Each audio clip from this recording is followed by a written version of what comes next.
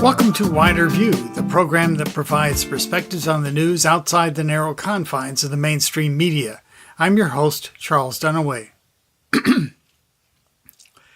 My guest today is possibly the most controversial individual I've yet interviewed on this program. Philip Giraldi is the executive director of the Council for the National Interest, which describes its mission as seeking, quote, to encourage and promote a U.S. foreign policy in the Middle East that is consistent with American values, protects our national interests, and contributes to a just solution of the Arab-Israeli conflict. It is CNI's goal to restore a political environment in America in which voters and their elected officials are free from the undue influence and pressure of foreign countries and their partisans. End quote. Philip is a former CIA counter-terrorism specialist and military intelligence officer with a PhD from the University of London in European history. He's been a security analyst and a consultant, as well as a speaker and writer since leaving the agency in 1992. Philip is also a founding member of Veteran Intelligence Professionals for Sanity. Philip Giraldi and I spoke by Skype shortly after the announcement that Julian Assange had been taken from the Ecuadorian embassy in London and arrested by UK police. I began by asking him about the Assange arrest. Yeah, basically that seems to be the charge. Something about related with computer theft, computer hacking, involving Chelsea Manning. And Assange, so they're very much focused on Iraq War, confidential material that was that Chelsea Manning took, and some of which wound up with Assange, or at least that's the allegation. But once they get their hooks into him, they get him back into the United States, which looks like it's going to be happening very soon. They can, of course, charge him with other things.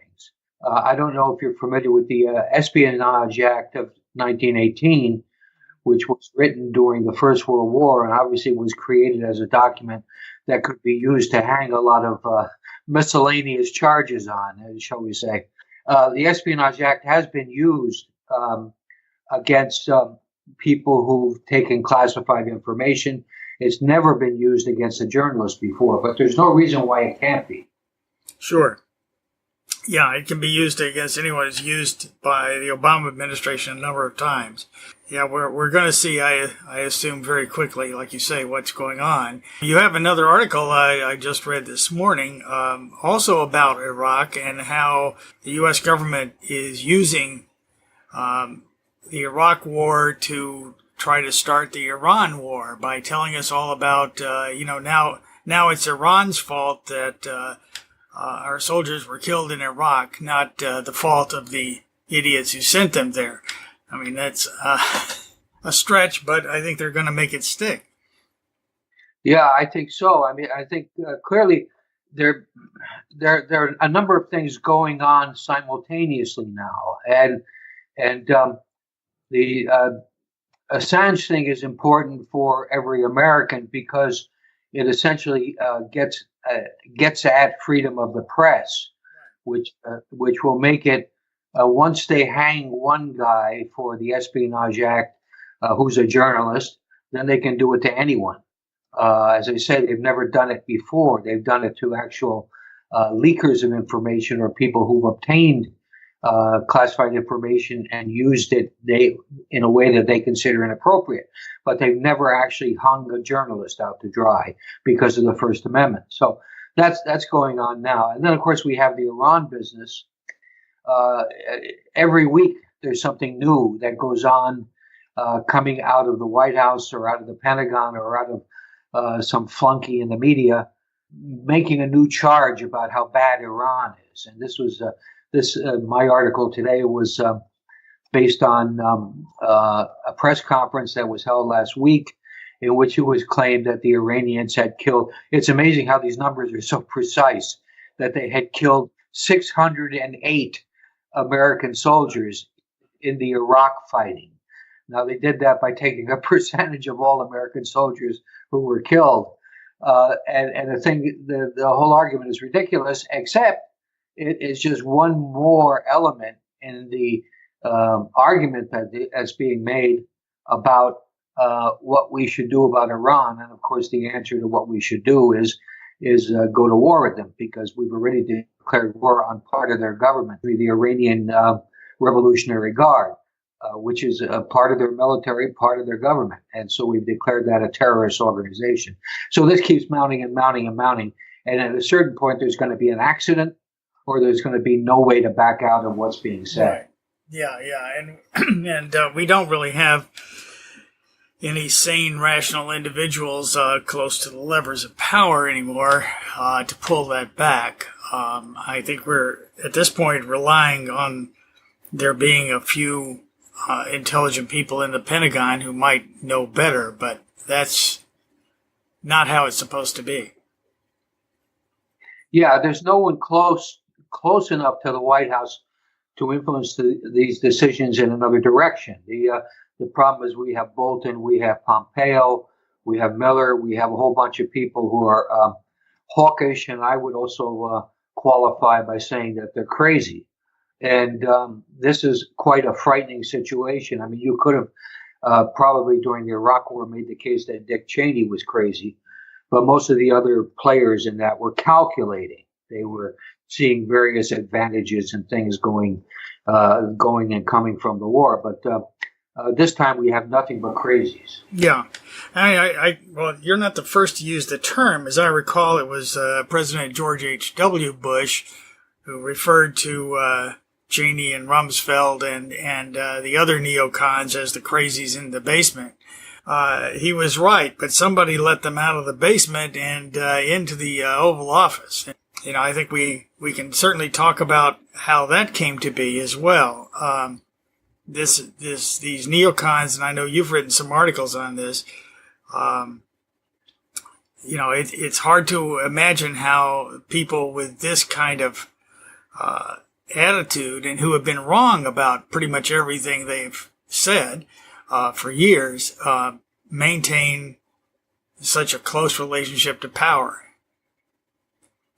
Yeah, well, this is a question of how the neocons operate, rather more than looking at their record or at their shall we say, insight into what's going on in the world, which they seem to lack completely. They operate on a multi-level basis, where they have their associates in the media who keep them in the public limelight, who popularize their books, who get them onto these foundations where they have by automatically being a senior scholar at the American Enterprise Institute or something like that. You automatically have status, you have access to the media, and you also have credibility. And so from that point, it doesn't make any difference what you say. You essentially, you've got the bully pulpit, and that's how they do it. And then 6 months later, everybody's forgotten about the fact that they were wrong 6 months before. Right. Yeah. Well, the media certainly doesn't help remind us of these things. So speaking of the media, my original topic for this was going to be about interference in the U.S. political system. And I noticed that you were one of the very first, and I know you're part of the Veterans Intelligence Professionals for Sanity as well, who were also early on debunkers of the Russiagate idea. And, you've said it was wild speculations based on fragmentary information. You've turned out to be right about this. So, do you feel vindicated by this? Well, no one's patted me on the back or written a check. Let me put it that way. Yeah, I feel vindicated, except that I was too easy on them. I was one of the first ones to raise the issue that John Brennan, when he was director of CIA and Obama was still on the throne, was the one who was manipulating all this stuff by virtue of going to the Brits and the Dutch and the Estonians. I suggested that might be a real possibility, that was how this started. But now it's pretty much been confirmed that is exactly, or that exactly was a major component, and also the component in the sense that the Steele dossier was pulled together with a lot of this material and was promoted by the FBI and the CIA. So it was like, deep state we talk about. And we talk about how the government can be manipulated from inside. Now, this is something in my time in government, we would never even have thought about that because it was just kind of how would that work? How would you do it? But here we now have reached the point where senior government officials in the security and intelligence areas obviously colluded to manipulate a situation that they did not approve of, and indeed to bring down a president. Mm-hmm. Well, and it's a story that doesn't seem to be ready to die quite yet. I mean, the Democrats are holding on to this by dear life. They're attacking Barr now. They're beginning to attack Mueller, who they had practically elevated to sainthood earlier. And the White House now seems to be perhaps turning this investigation back on the original perpetrators. Do you think that'll come about? Well, we're in a political sphere where it will be a political judgment on the part of someone whether it's better to pursue these issues. In other words, what we're talking about is the 2020 election already. And I think Trump, in his own sort of odd way, is making the same calculations, I think, about going after Brennan and going after some of the other perpetrators of this. A lot of whom were there are several CIA directors. Clapper was another one involved in this. And there clearly were people. There probably were, I would guess, at least scores of people involved in this who were government officials, paid government officials, working on an operation that basically was being used to discredit the electoral process and to discredit the result of an election. And these people were still not kind of clear who they were, but there were a lot of people on board for this. That's the scary part about it. It wasn't just one or two or three people who had it in for Trump for one reason or another. Mm-hmm.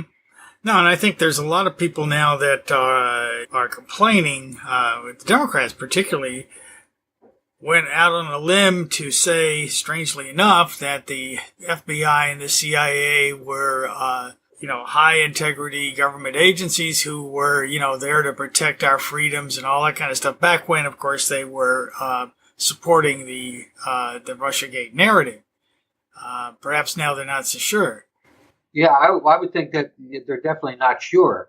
But like you say, they're just shifting their focus on someone else, on Barr now, as being someone who's obscuring, shall we say, some of the issues in the Mueller report, or actually misrepresenting them. So this is something they will play with, and then they'll try to figure, well, where do we go with this? I mean, I noticed today in the news headlines there were a whole bunch of, at Yahoo and other places, headlines to the effect that, we have to continue the investigation because there are many questions that weren't answered. Well, you can say that about anything. Yeah, they'll keep going with it. But, to get back to foreign policy a little bit, which is kind of the main feature of this particular program, you wrote some back, I guess, in the fall that, and I'm quoting you here, it's difficult to find a part of the world where an actual American interest is being served by Washington's foreign and global security policies. I have to agree with you wholeheartedly, but maybe you can tell me why you said that and whose interests you think are being served by American foreign policy. Yeah, well, the second part of your question is the hard part to answer. The problem in the United States is that our system has been so corrupted. It's corrupt at every level, in every branch of the government. And there are a whole lot of constituencies that are served by doing X, Y, Z. Like, for example, as you know, I'm sure, when legislation is passed in Congress, there's always a whole lot of riders that go along with it that serve special interests. And this is no different in foreign policy. If somebody has a constituent who gives him a lot of money and he has an interest in Singapore, something will show up in the trade bill without a title, without anything, that will benefit that individual in his business. So the foreign policy has been distorted by the corruption in our government. And why I wrote what I did was I just kind of went through my mind and said, well, where is it that you could say something is really being done that's good in foreign policy, and even if you lump in trade policy, you might suggest that coming to grips with certain dysfunctions in the Chinese trade with the United States makes sense. And there are maybe a few other areas where you would find something that makes sense. But as far as I'm concerned, NATO has outlived its usefulness.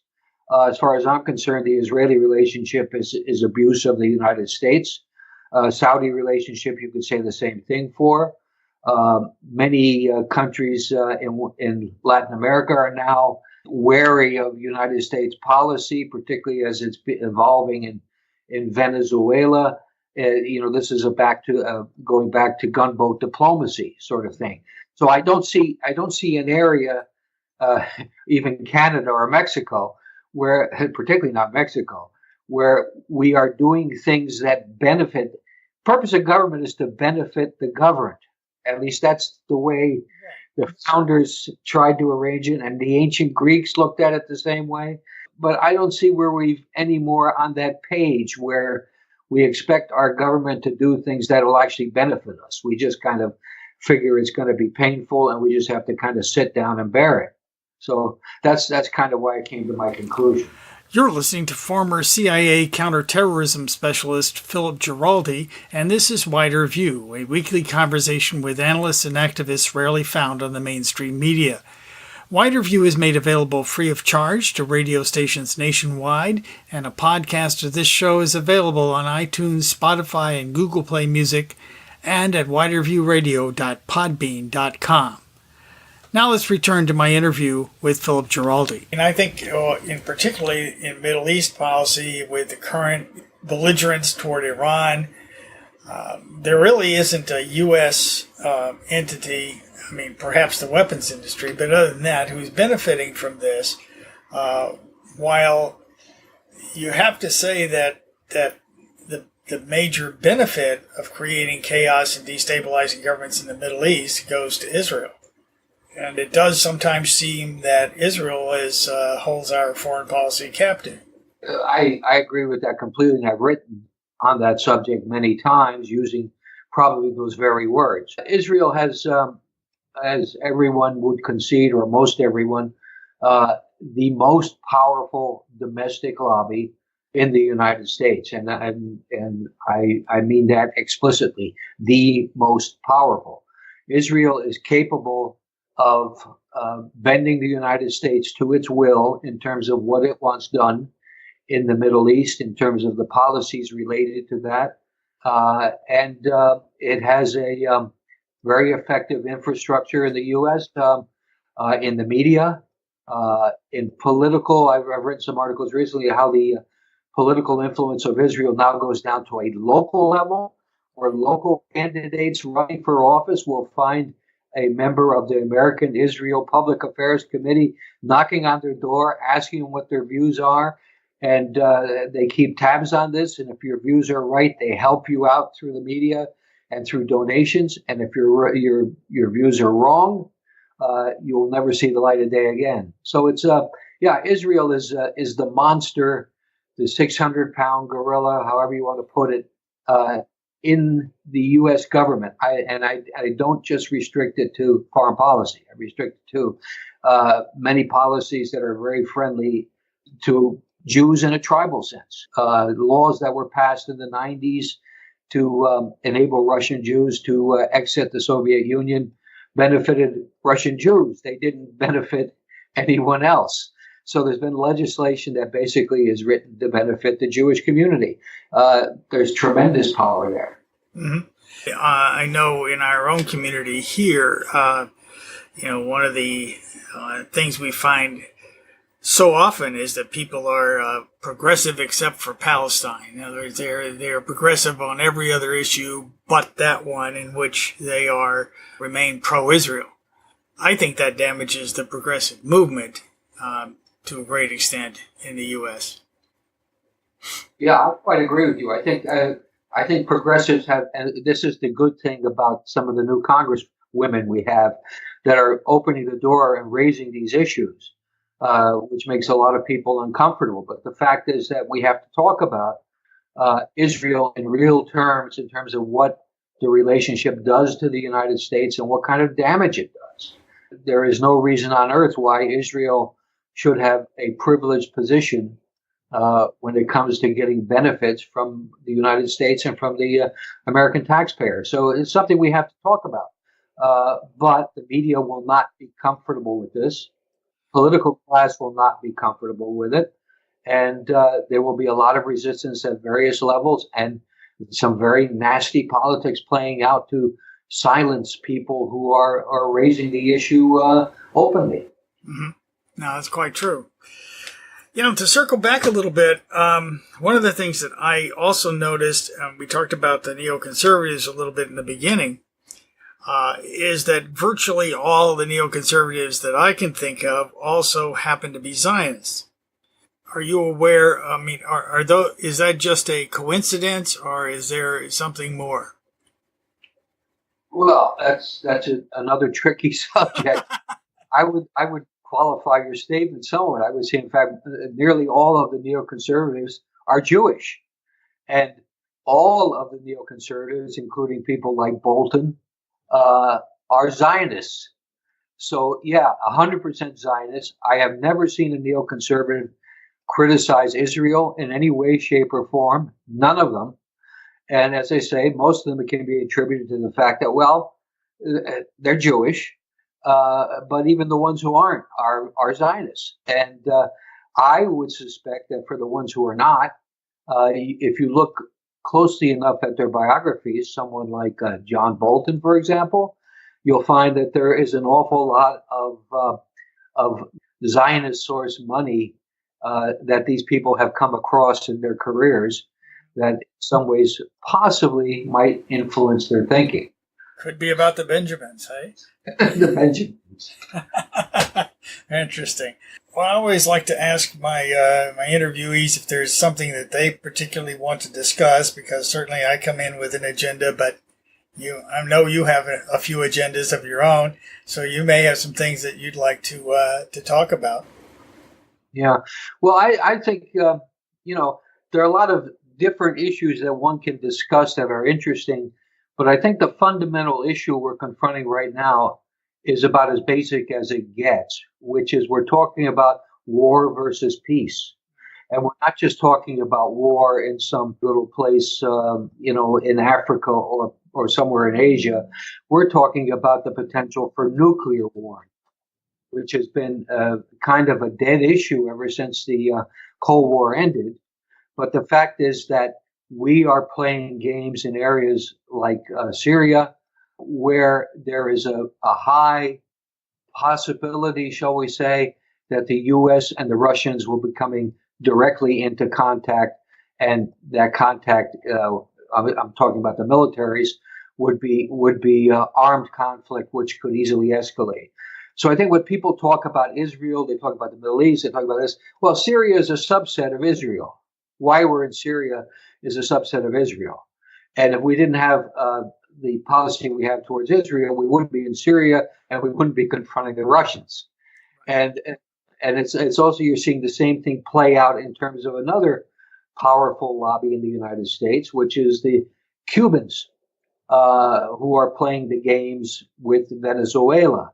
And Venezuela is rapidly escalating into a place where we're either going to have armed conflict with Venezuela itself, which has a very effective army. It won't exactly be a walkover. And of course, we are also complaining now because the Russians have sent in 100 support who are helping them with some of the problems with our hacking of their computers have raised. And So we're threatening that, oh yeah, the Monroe Doctrine says that you guys have to get out of here. This is totally unnecessary conflict. Venezuela, for whatever you want to say about it, doesn't threaten the United States. Syria does not threaten the United States. We're sending troops to Poland and to Ukraine. We have troops in both those places already. And talking of Ukraine becoming a NATO member, the Russians don't threaten Eastern Europe because they don't have the resources to recreate the Soviet Union, even if they wanted to. And everyone at State Department and intelligence agencies knows that. And yet we have beating the drum on Russia. And of course, a lot of this is political for the Democrats because Trump is seen as aligned with Putin, even though we have the worst relationship with Russia that we've had since the Cold War. So, yeah, let's talk about war and peace. And that's what I want to see the candidates start to talk about in a real way, like Tulsi Gabbard is doing. Mm-hmm. Yeah, I know we've gone through a number of cycles with the presidential elections and campaigns where no one really has talked about foreign policy except to reaffirm that we are the exceptional nation and that we must support our troops and the usual, malarkey on that score. But nobody has actually engaged in any kind of serious talk. And frankly, with the lack of coverage in the press these days, it's hard to do that. It's hard for people to understand what foreign policy is about anymore. Yeah, and we used to have a different kind of world at one time. Our once upon a time, our public educational system was pretty damn good, and you could trust a high school graduate to kind of understand world issues and this kind of thing, and also once upon a time, certainly I was probably the last of this generation. People were drafted into the military, right. So they got experience of government for one thing, and they got experience in many cases of living in a foreign culture and understanding what goes on in a foreign culture. We don't have any of that anymore. We've become extremely insular, and I think that, again, a lot of this is due to the media. A lot of it is due to the fact that the politicians don't want people to know things. We become an ignorant nation. What is it? What was the joke? The United States of Amnesia, USA. Yeah. So, well, we're going to war in places that most Americans probably could not find on a map. Well, Phil, I really appreciate you taking the time with me, and I really appreciate it. It's been great talking with you. Well, that's our show for this week. For more information about Philip Giraldi and his recent articles, go to councilforthenationalinterest.org or look in the show notes on widerviewradio.podbean.com for more links. If you have comments or questions about what you've heard, email me at widerviewradio@gmail.com or comment on our Facebook page at widerviewradio. I'm your host, Charles Dunaway. Thanks for listening.